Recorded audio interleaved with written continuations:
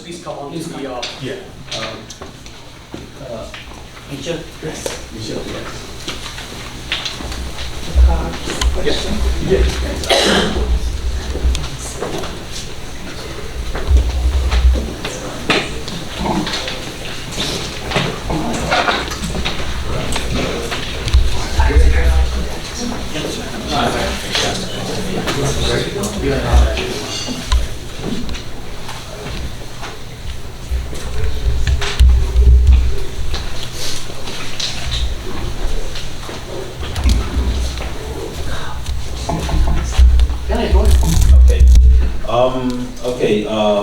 I think there are some few questions here. So first of all, I'll give each and every panel the opportunity to answer in his own way.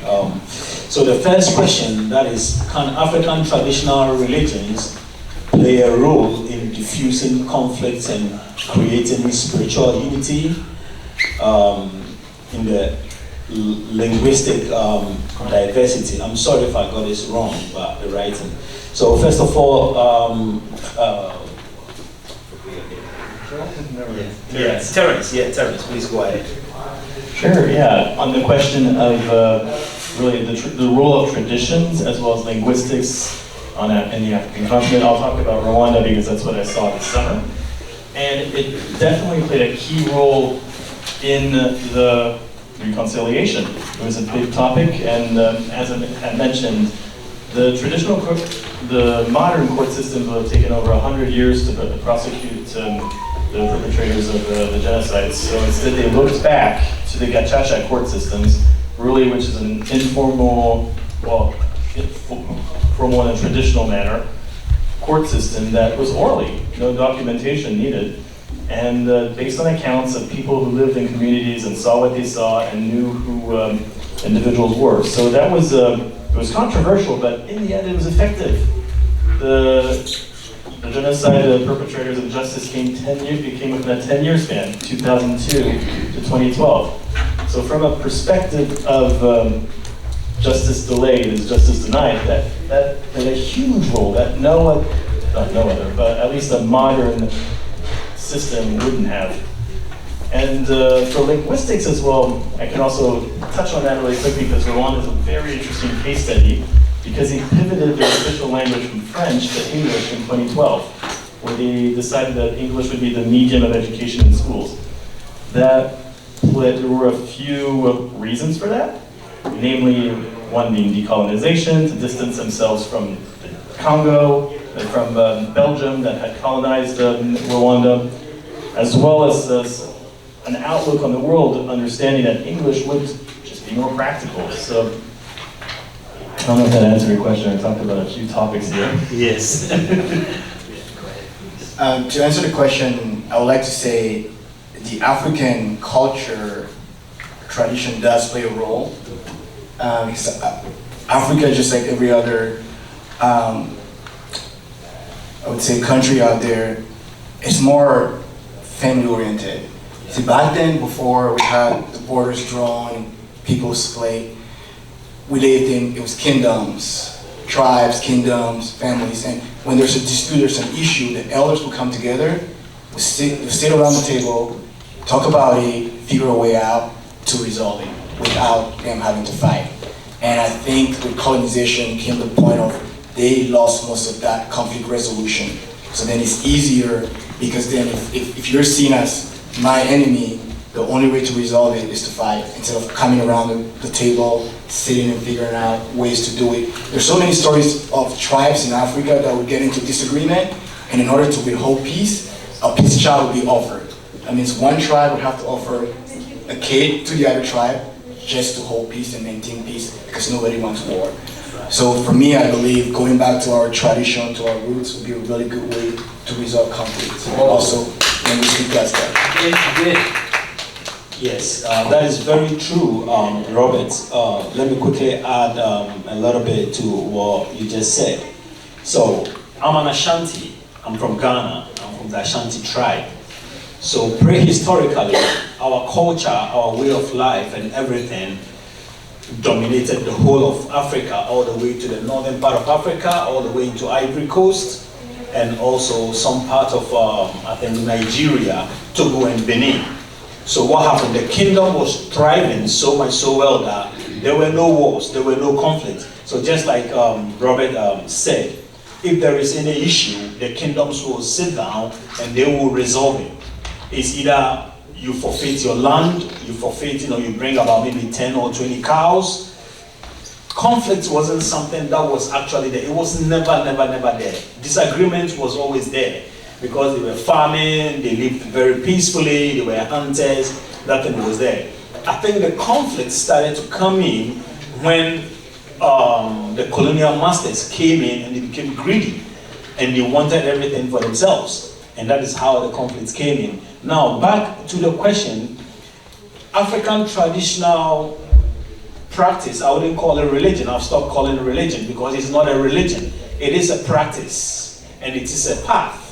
Now, when I made a research from Ghana to Nigeria to Togo and then to Benin, and I realized that almost all their ways and their systems of practice and their kind of approaching God, the ultimate, was the same. It was absolutely unbelievable. I couldn't believe it. You go with a fetish priest who doesn't know anybody from Ghana, is practicing the same way as the person who is in Ghana, who is in my village, is also practicing. And that is the core of our traditional way of life. So conflicts and an African traditional path for it to come back, it will end all of these things. And believe me, it will take a law because the slave master has made up his mind and his point that for us to unite so that they wouldn't get their natural resources is never going to happen. So we need a lot of effort from us to be able to achieve that. And I hope I have answered the first question. Thank you very much. Going on to the second question, it says, what is the level of involvement of the African Americans in the present day story of growth, conflict, and sense of African unity? Roberts, I think I'll let you go down first. Yeah, is that okay? That is a fair question. And just being open and honest, a lot of African Americans don't know where they're from. They don't know the roots because obviously they were born and raised here in America. And I get asked this a lot by some of my African American friends. What tribe do you think I would have been from? What country in Africa do you think I would have been from?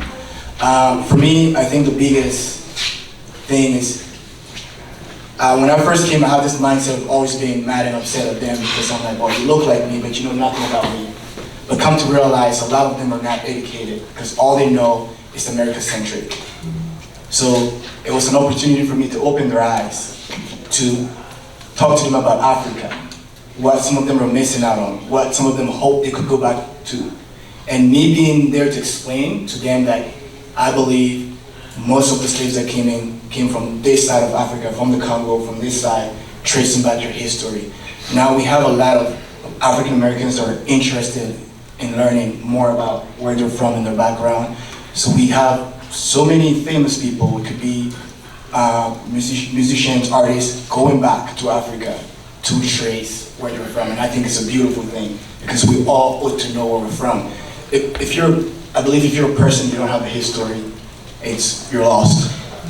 But going back and tracing your history, knowing where you're coming from, not only helps you appreciate the culture, but also you stand up for the voice that are marginalized because you know exactly where they came from. So a lot of African Americans are taking that initiative. They want to learn, they want to talk about Africa, and also about the injustices that are going on.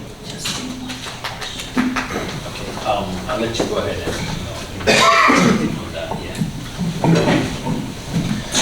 So my perspective,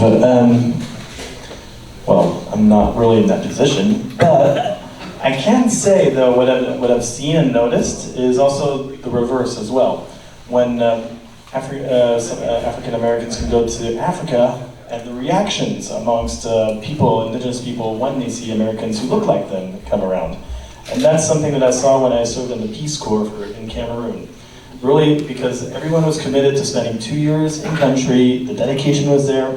So then came the job of explaining, you're an American, what are you doing in a village in the middle of nowhere? So, and everybody had their own way of doing so, and everyone shared their own story, which was, I believe, equally as important as the mission we were sent in, just to show really that as Americans, there are many ways to present ourselves. We all come from different backgrounds, we all have different stories, yet we all came to represent and showcase one part of it. And there were different reactions. Some, some people were convinced that most Americans look like me. Blue eyes, white skin. So when my fellow African-American volunteers came and introduced themselves, they had a harder time getting credibility just to say that they're from the United States, just based on the way that they look.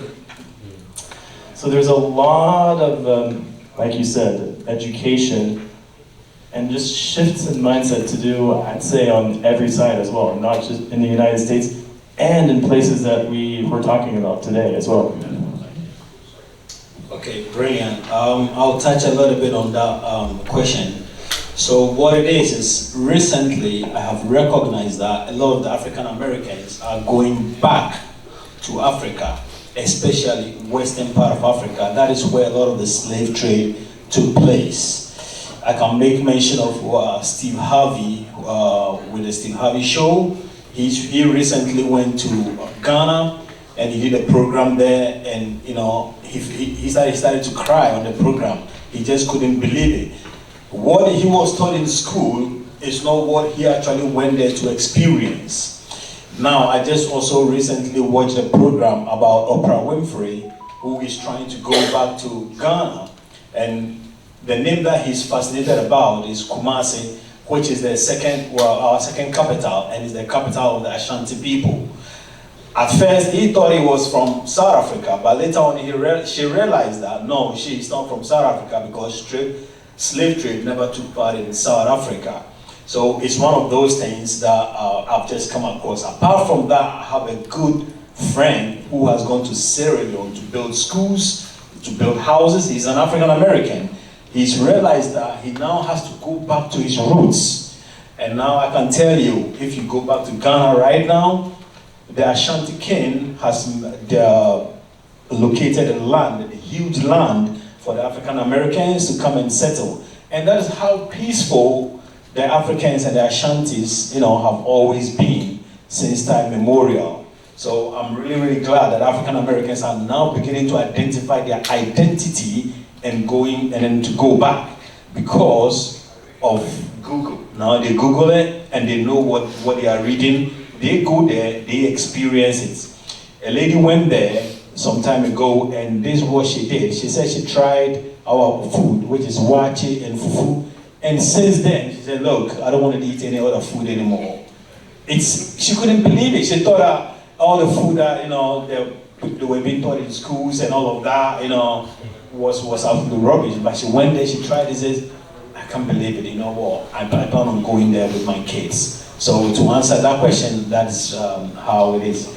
So yeah. So looking at it, I have about 4 questions here, which are almost the same. So the 2 of them are on the religion, Christianity, and people I think the question is being asked whether without these 2 religions, Africa is going to be safe.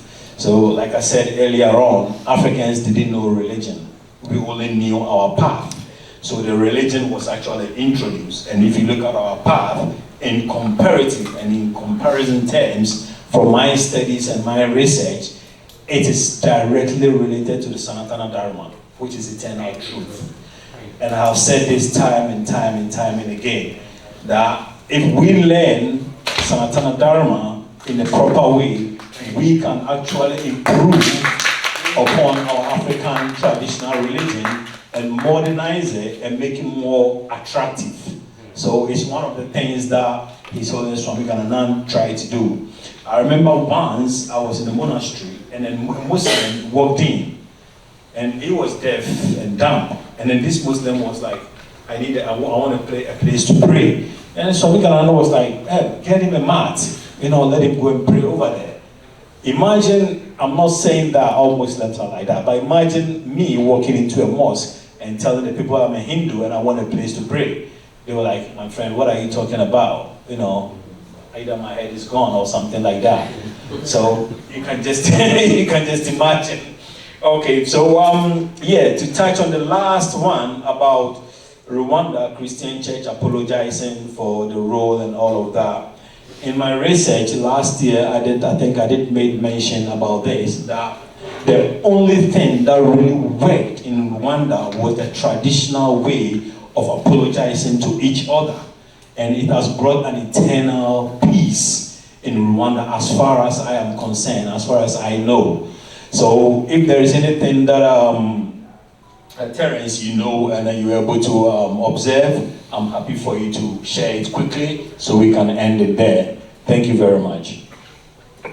Yeah, thanks for that. I'm glad you gave this positive note because yes, the church, and that's something that I saw when I was there, did fail Rwanda amongst other actors. So, and again, it's back to the question we had on the traditional rules, the views of pre-colonial systems were looking in the past was able to pave a way moving forward. It wasn't so much in the church institution, actually it wasn't, because it had failed them. It was really looking internally, and like you said, the apologies.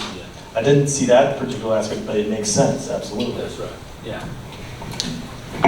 Thank you, everyone, and I'm glad you got our conversation. Thank you.